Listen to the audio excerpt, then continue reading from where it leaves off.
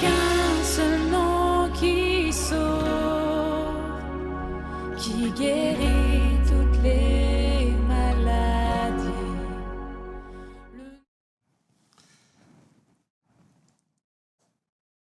Bonjour, chers auditeurs, chers internautes. En ce samedi 6 décembre en 2025,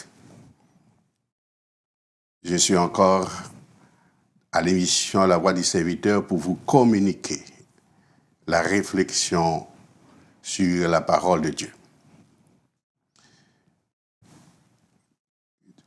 Bonjour Saint-Esprit, bonjour studio, bonjour tous ceux qui nous écoutent.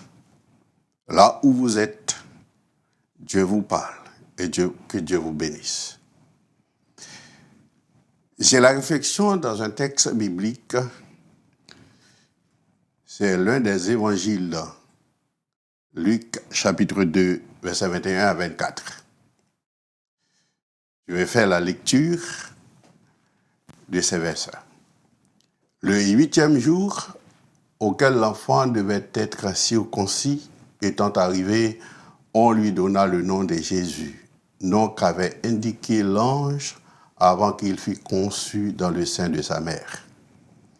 Et quand les jours de leur purification furent accomplis, selon la loi de Moïse, Joseph et Marie le portèrent à Jérusalem pour le présenter au Seigneur, suivant ce qui est écrit dans la loi du Seigneur. Tout mâle premier-né sera consacré au Seigneur, et pour offrir en sacrifice 2 tourterelles ou 2 jeunes pigeons, comme cela est prescrit dans la loi du Seigneur. Que Dieu bénisse ce texte, cette lecture, pour la bénédiction de tous ceux qui écoutent la parole de Dieu. Père, nous te remercions pour ta grâce, nous te remercions pour tes privilèges, pour cette faveur que tu nous accordes, afin que nous soyons en ce lieu, en cette émission, pour annoncer ta parole, pour diffuser ta parole, pour communiquer ta parole. Père, nous te prions de nous assister par ton Saint-Esprit, de nous inspirer par ton Saint-Esprit, afin que tout ce que nous disions soit de toi. Père, inspire-nous. Ainsi nous t'en prions dans le nom de Jésus. Vous qui nous suivez, ça fait quelque temps, vous devez remarquer que nous parlons beaucoup de Jésus, nous parlons des sujets que souvent vous entendez, mais sans les détails. J'aimerais prendre le temps pour vous parler de Jésus parce que le salut n'est autre que Jésus-Christ.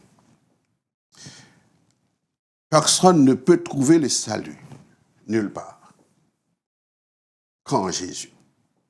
C'est pourquoi j'aimerais que vous connaissiez mieux qui est Jésus avant de vous parler, de vous annoncer des messages avec des détails plus exponentiels.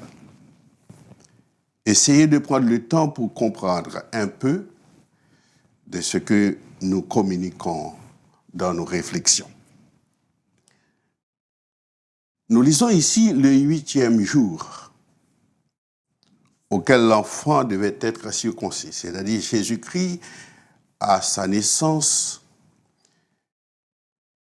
il a pris une naissance humaine, il a vécu comme un homme, il a passé toutes les étapes que les enfants humains ont connues de son époque. 8 jours après la naissance, en Israël, l'enfant mâle doit être circoncis. C'est pourquoi, au 8e jour, il était l'un de ceux qui a subi cette intervention pour la circoncision. C'est la loi de Moïse qui fut accomplie dans sa vie. Et Joseph et Marie respectaient les principes de leur époque et présenter Jésus au Seigneur. Ce n'est pas le baptême pour enfants, mais c'était la présentation comme tous les enfants qui se présentent à l'église, comme on l'appelle couramment, pour se faire baptiser. Dans ce texte, nous avons un titre ou un thème, c'est « Dieu a maintenu Jésus caché avant de le révéler au monde ». Dieu a maintenu Jésus caché avant de le révéler au monde.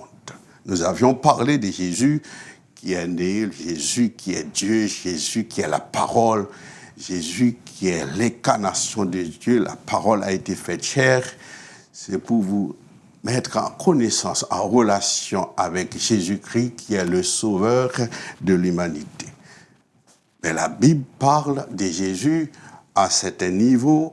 Il y a des temps que personne ne sait de quoi il en est de sa vie. Et les chercheurs, les savants appellent cette période où on ne sait rien, la vie cachée de Jésus. J'ai dit, Dieu a maintenu Jésus caché avant de le révéler au monde. Jésus vivait dans l'anonymat jusqu'à l'âge de 30 ans. C'est ce que la Bible nous enseigne, ce que l'on appelle la vie cachée de Jésus.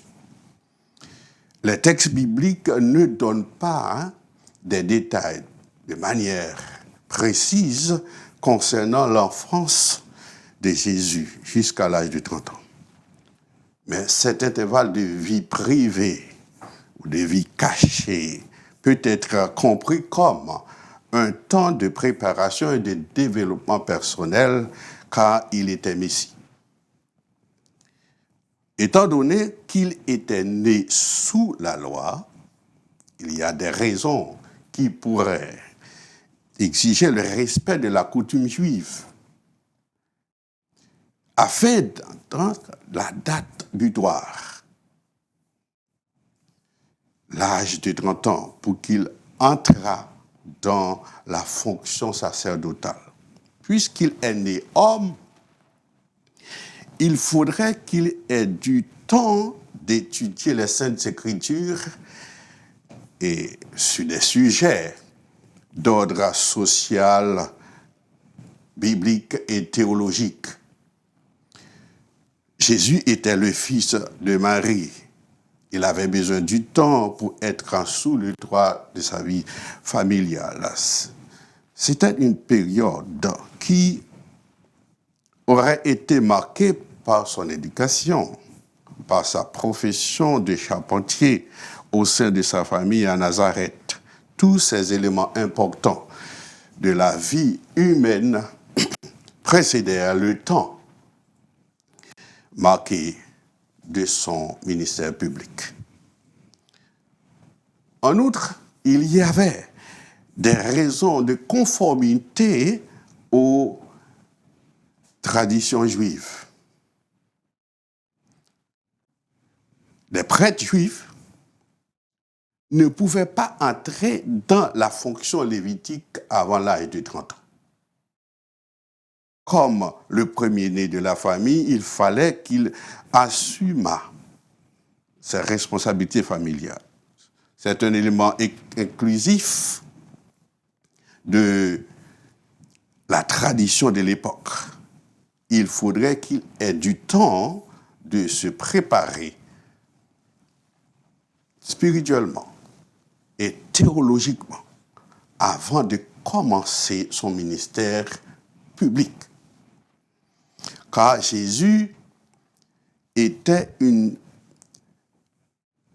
avait une mission messianique. Ce serait également une période de transition qui marquait sa vie privée et sa vie publique. Toute la période de la vie de Jésus qui précédait son baptême serait prise comme une étape nécessaire pour sa préparation complète, c'est-à-dire spirituelle, théologique, intellectuelle et social, afin qu'il commence son ministère avec efficacité et autorité. Dans cette réflexion, j'ai 3 points pour élucider certains détails concernant la vie cachée de Jésus. Le premier point, que dirait-on de Jésus avant son ministère public? Que dirait-on de Jésus avant son ministère public? En lisant les évangiles, c'est-à-dire Matthieu, Marc, Luc et Jean, ils ne fournissent pas tous les détails concernant Jésus avant l'âge de 30 ans. Certains textes soulignent quelques éléments de son enfance jusqu'à l'âge de 12 ans. D'autres textes parlent de lui sans fournir des détails.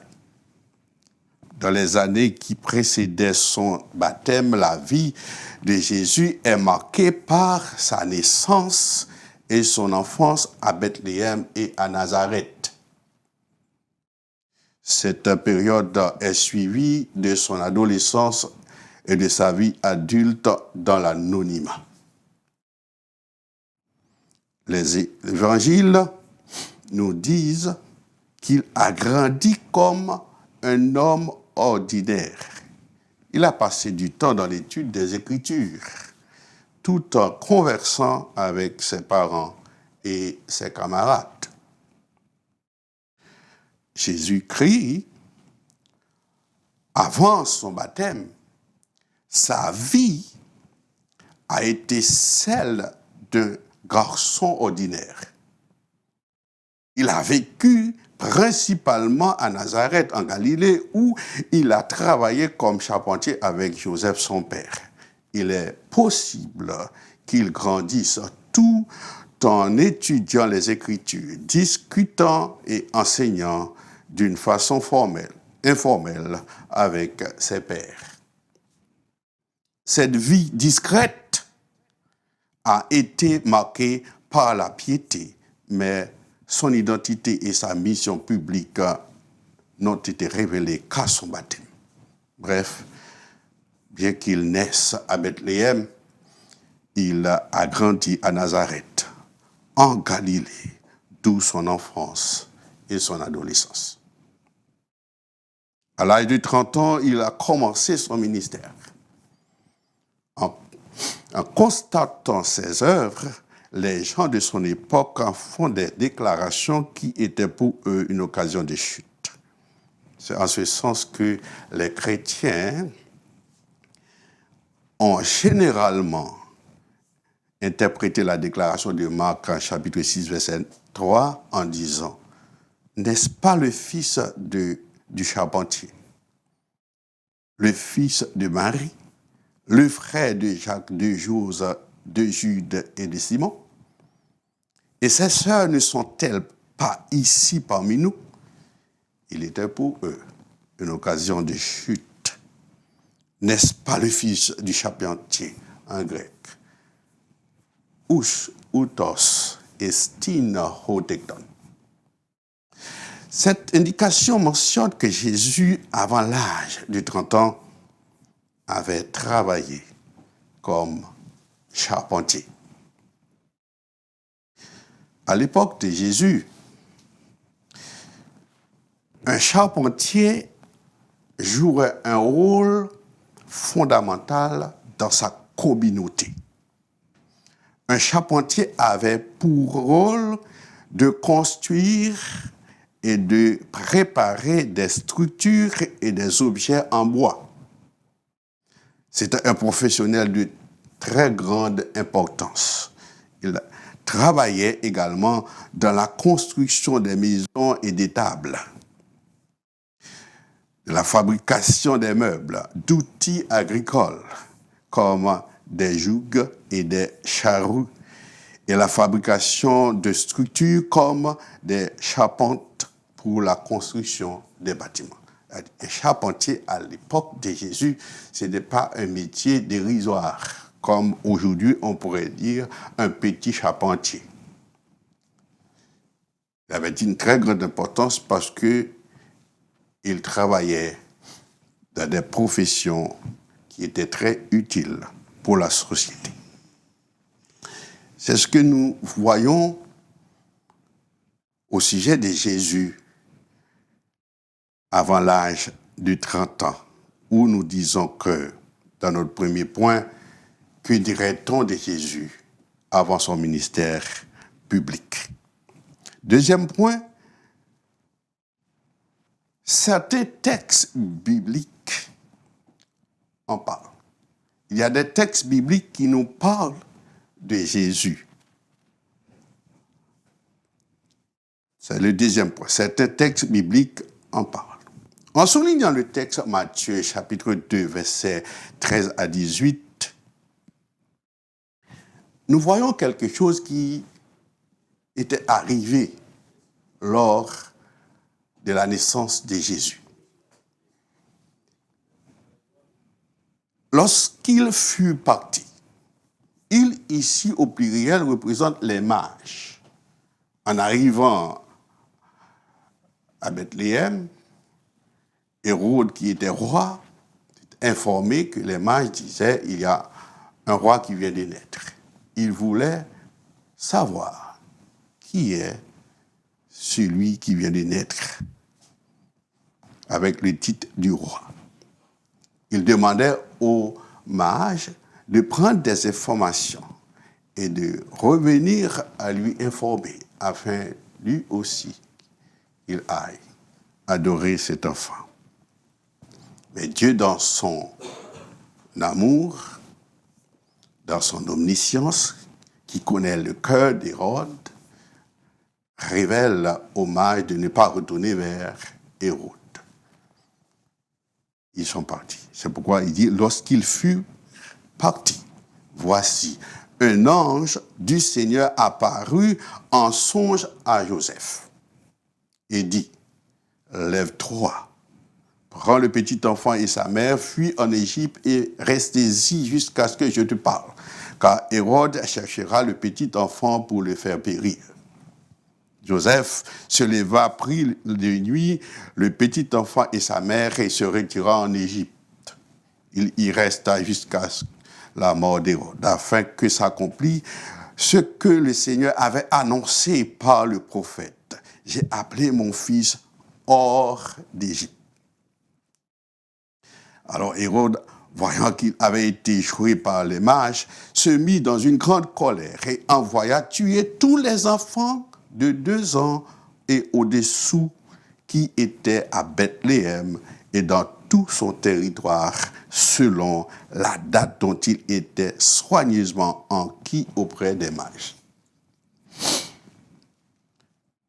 Alors s'accomplit ce qui avait été annoncé par Jérémie le prophète.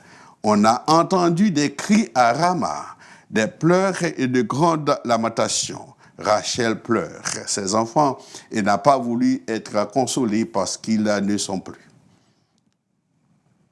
Une deuxième partie du texte, c'est le verset 19 à 23, qui dit « Quand Hérode fut mort, un ange du Seigneur apparut en songe à Joseph en Égypte et dit « Lève-toi, prends le petit enfant et sa mère et va dans le pays d'Israël. Car ceux qui en voulaient à la vie du petit enfant sont morts. » Joseph se leva, prit le petit enfant et sa mère et alla dans le pays d'Israël. Mais ayant appris qu'Archélaüs régnait sur la Judée à la place d'Hérode son père, il craignit de s'y rendre. Et divinement averti en songe, il se retira dans les territoires de la Galilée et vint demeurer dans une ville appelée Nazareth, afin que s'accomplisse ce qui avait été annoncé par le prophète. Il sera appelé Nazaréen. Nous constatons d'une part la fuite de Joseph en Égypte pour échapper aux persécutions du roi Hérode et le massacre des enfants de Bethléem. D'autre part, après la mort d'Hérode, le retour de Joseph et son établissement à Nazareth. C'est la description de l'une des périodes de la discrétion de la vie de Jésus avant l'âge de 30 ans.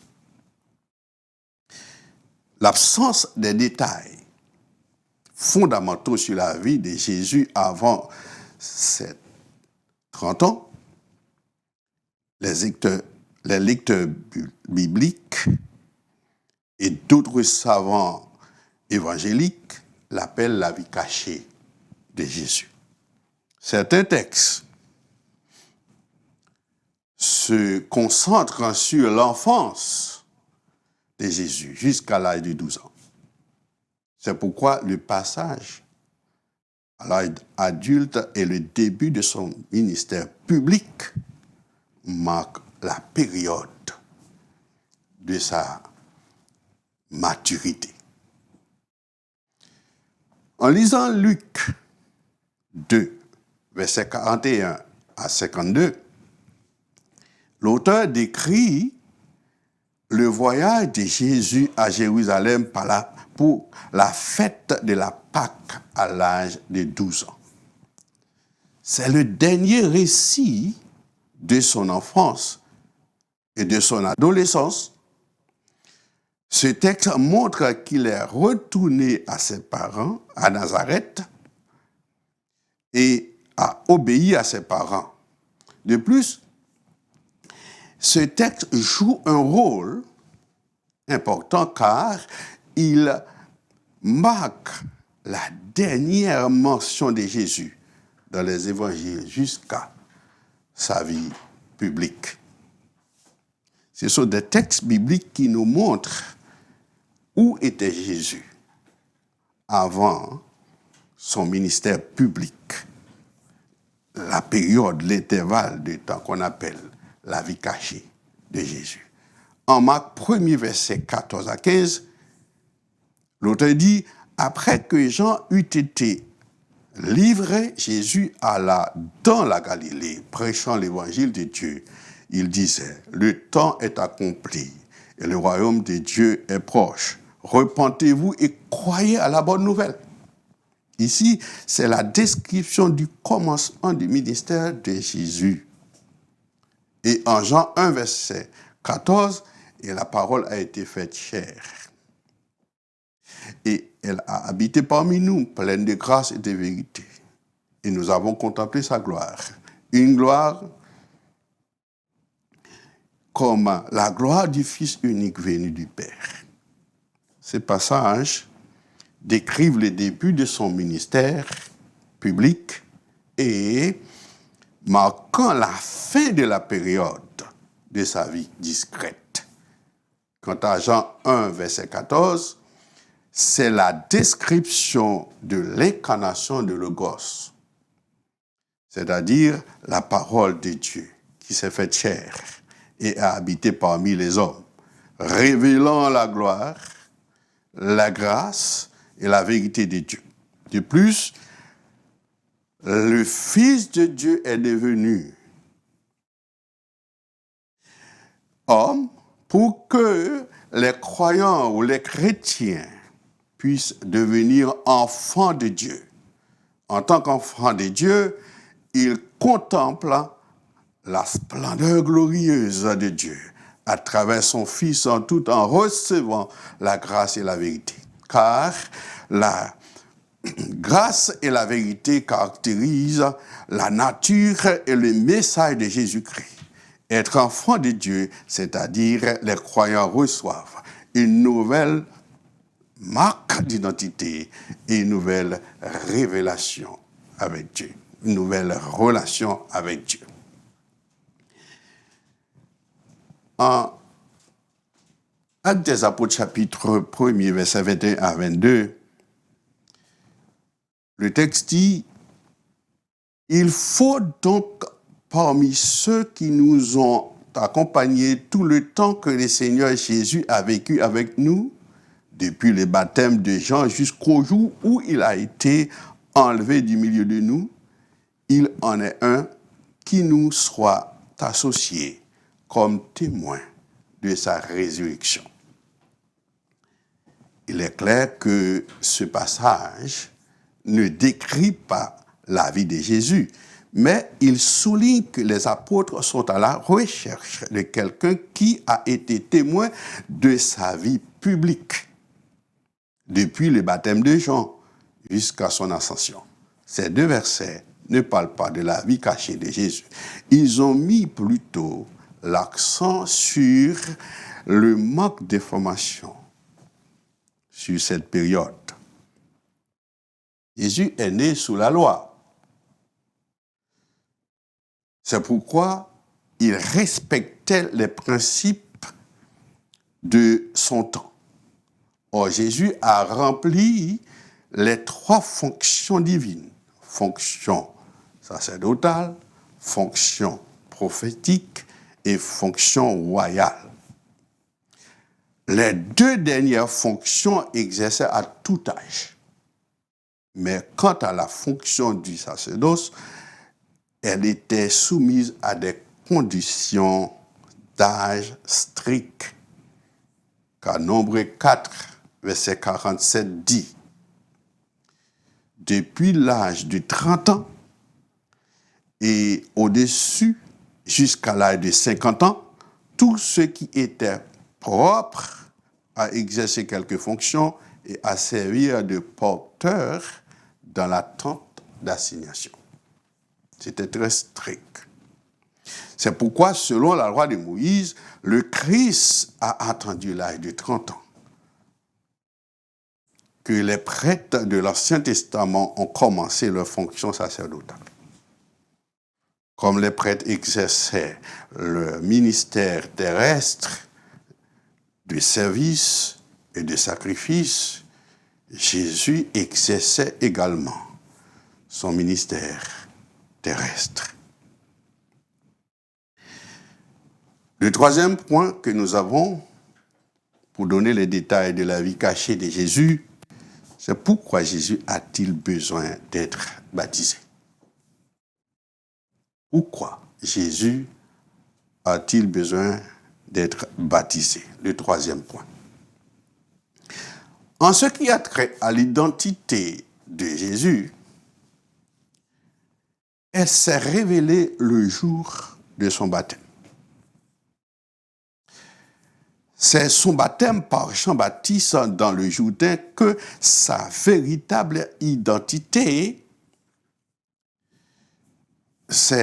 a été révélée publiquement. C'est son baptême qui a marqué le commencement de son ministère public.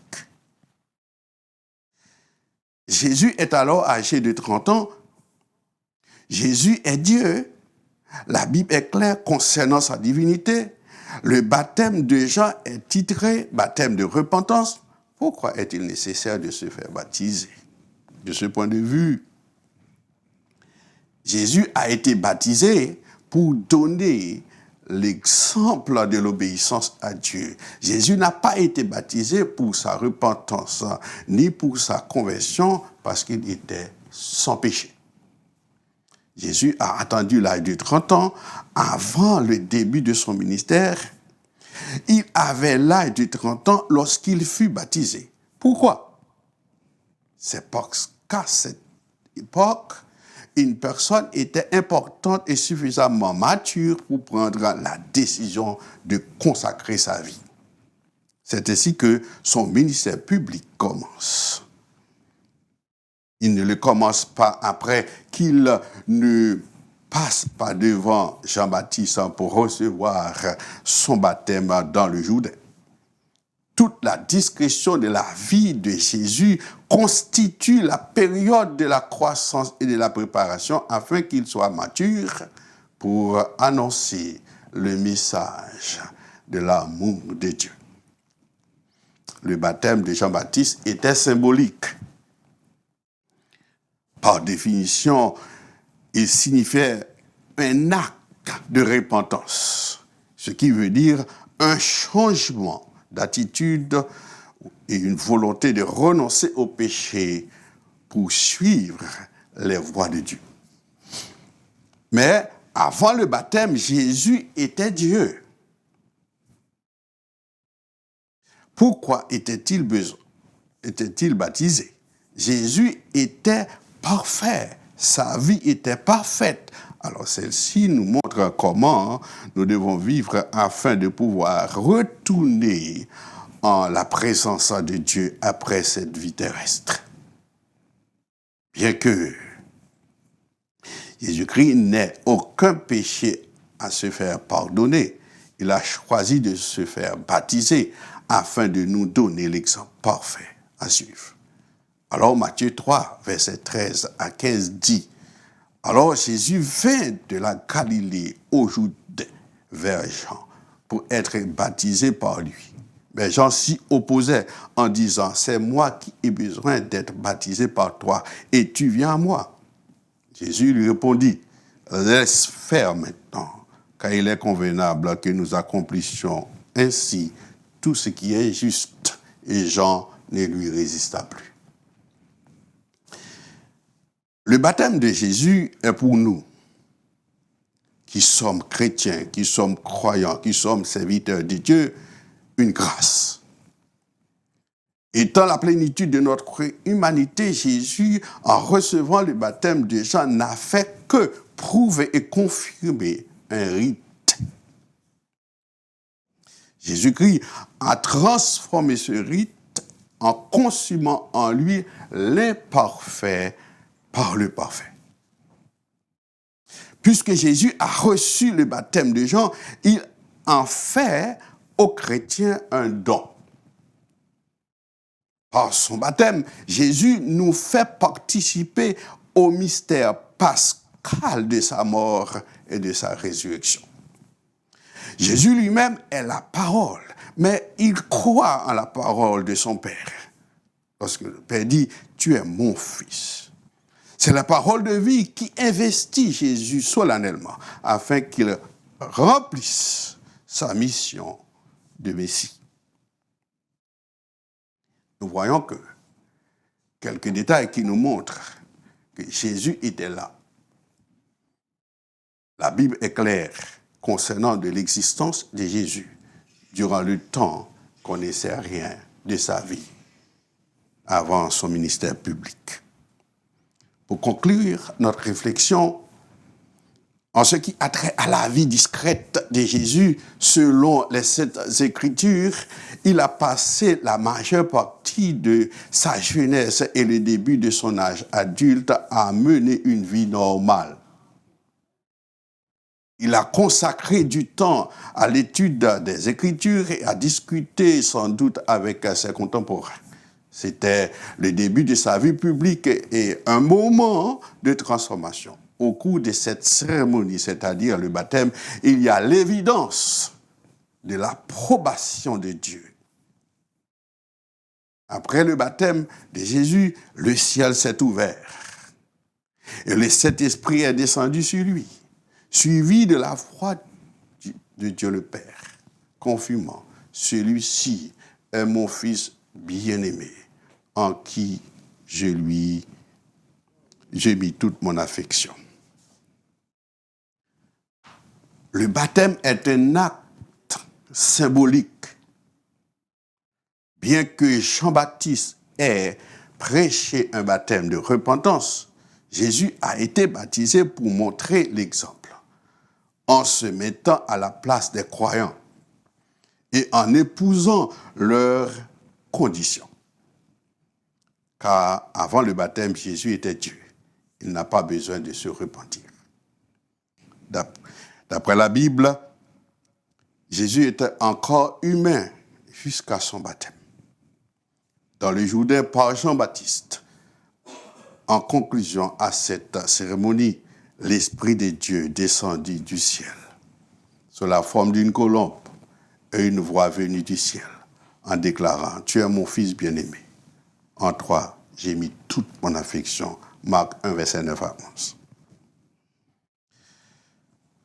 Pour arriver à l'accomplissement de la promesse du Messie, Dieu a entendu 4000 ans avant d'envoyer Jésus. Pourquoi?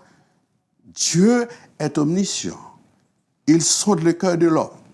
Il attendait que le développement théologique humain puisse atteindre un niveau de compréhension pour la venue du Sauveur.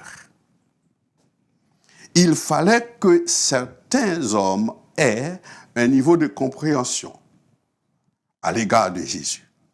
En d'autres termes, il fallait que l'humanité se développât adéquatement sur le plan social et spirituel afin de comprendre et de recevoir la révélation de la parole de Dieu. Voilà ce que nous avons à vous communiquer au sujet de la vie cachée de Jésus. Dieu, dans son amour, vous aime. Il a envoyé Jésus-Christ comme sauveur de l'humanité. Et à travers Jésus-Christ, vous avez l'opportunité de réconcilier avec Dieu, de reconnecter avec Dieu, de trouver la connaissance, la relation avec Dieu, la communion et la communication avec lui. Il vous appelle, il vous aime. C'est pourquoi il anime à certains hommes, certains serviteurs, certaines servantes pour communiquer et annoncer sa parole à l'humanité. Vous qui écoutez cette émission, vous qui partagez cette émission, vous qui prenez le temps pour faire de cette émission une source de bénédiction pour votre âme, ne soyez pas dans l'incrédulité. Soyez intelligents. Jésus-Christ vous appelle. Jésus-Christ vous aime. Il vous offre la vie. Prenez cette vie. Prenez ce cadeau. Prenez ce don. Prenez cette grâce afin que vous puissiez sauver. Dieu vous aime, il vous appelle. C'est là que Dieu vous parle. C'est ainsi que Dieu vous parle. Soyez bénis dans le nom de Jésus.